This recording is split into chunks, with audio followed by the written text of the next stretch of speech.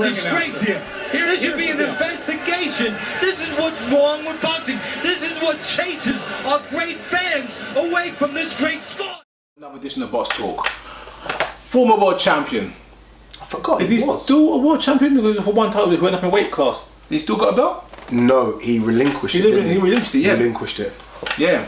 Former world champion Paul Butler returns on the 11th of July in his comeback fight following his devastating loss to Zoloty Tete. It was Tete. Yeah, and a fight that had a lot of fans surprised. We all thought Butler was a shoo-in for this fight. It was a tough fight to lose, and he lost bad, vicious knockout.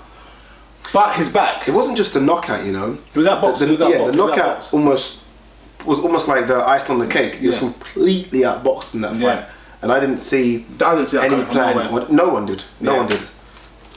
He comes back against a guy called Gustavo Molina. Yes. On the 11th of July.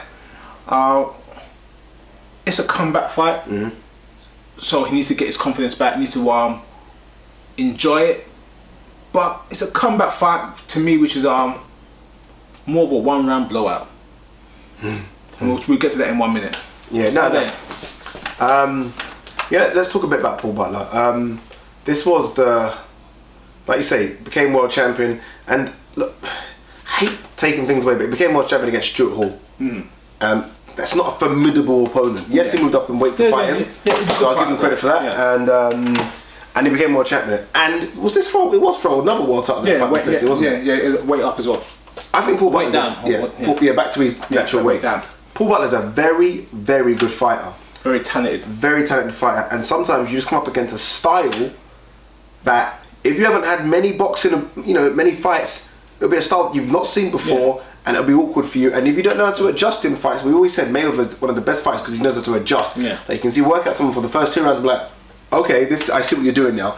In that fight against Tete, Paul Butler simply just did not know how to adjust. That guy looked 2 or 3 weight classes above him. His jab, his height, his reach, his range, his timing, and he had the power. His timing was exceptional.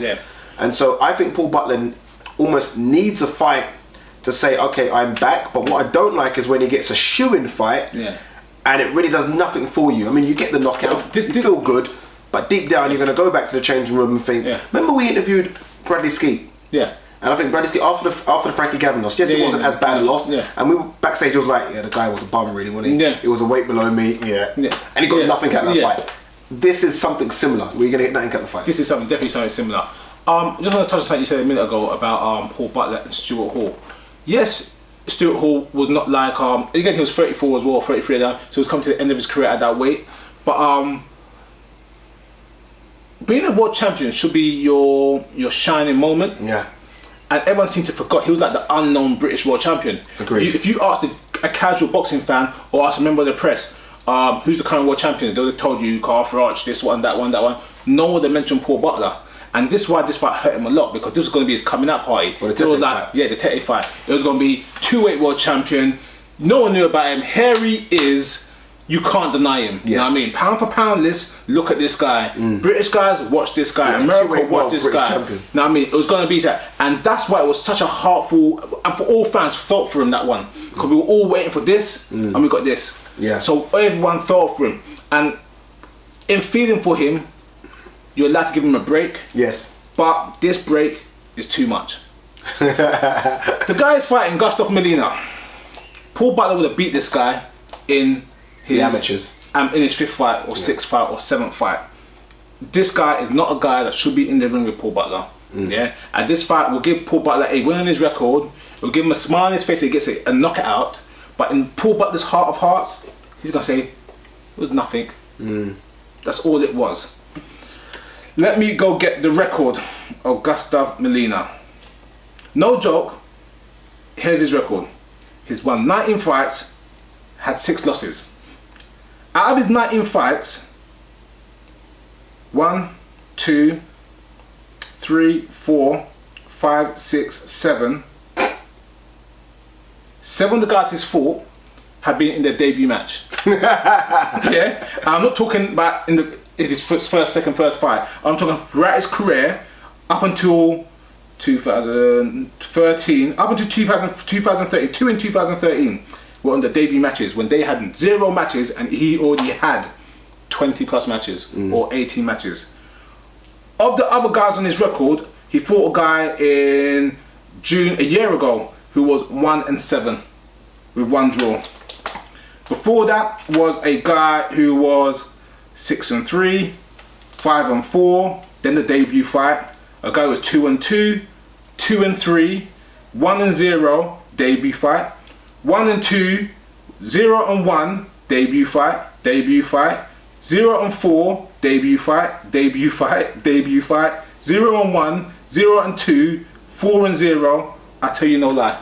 Alright guys, so look, people might say, oh, you guys are look, all we're trying to do here is when you look at fighters' records, when you see Paul Butler versus a guy that's 19-6, go a bit deeper than the 19-6. And 19-6 sounds credible.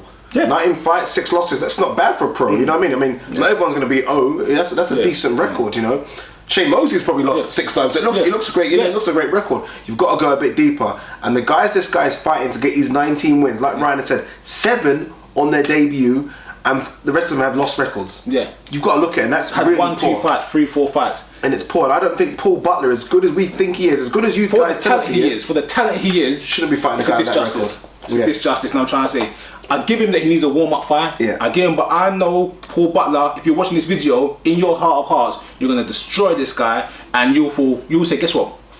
What's next? Yeah. What's my next fight? Monday, Tuesday.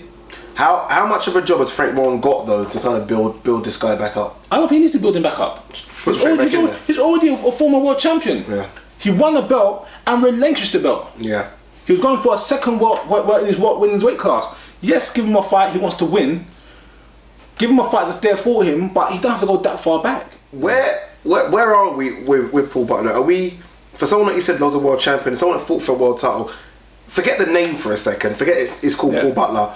Do you, a former world champion and a guy that's fought for a title, do you put them back after 2 fights, after 3 fights, in another world title fight? Okay.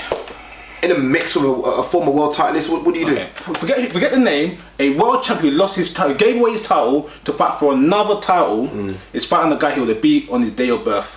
Yeah?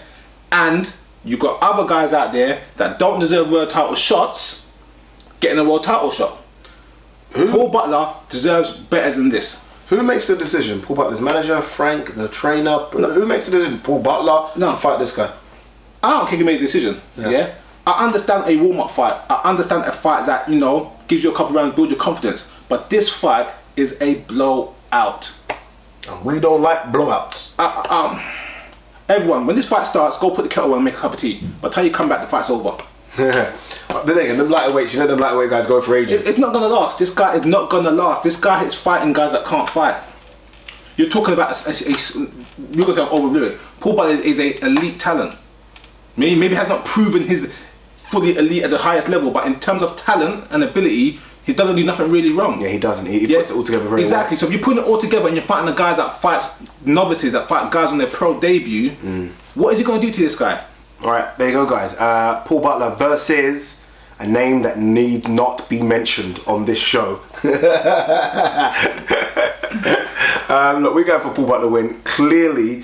And the video really wasn't about Paul Butler versus this gentleman. The video was about really you guys looking at records. Before you see 19-6, 19-3, 19-4, just go to Boxtalk. It is free. Just go through the records, look who they fought, and then make your mind up. Then it helps us. We hate going Boxtalk. It's against our ego. But sometimes we have to go to Boxtalk, and when we do, we see stuff like that.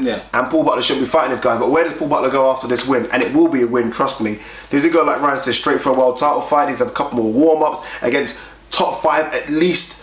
Problem in that division, there's not many guys around, by the way, in that division. That's the problem. That's why he needs to go straight back into the top 5 guys.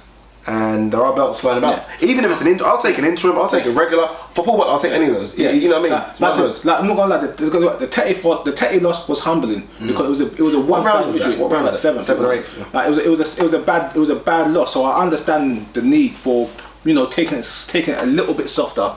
But there's a difference between soft and walking the park. He's fought guys hard and sparring. Paul Butler is so much better. Yeah, you get my point. There you go, guys. Leave your comments below to the video.